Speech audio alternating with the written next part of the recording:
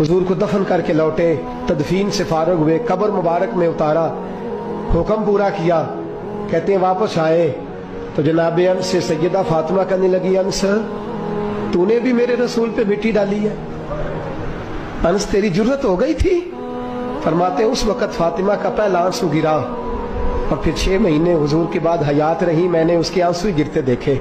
लोग सो जाते, वो हुजूर के रोज़े पे जाके बैठ जाती।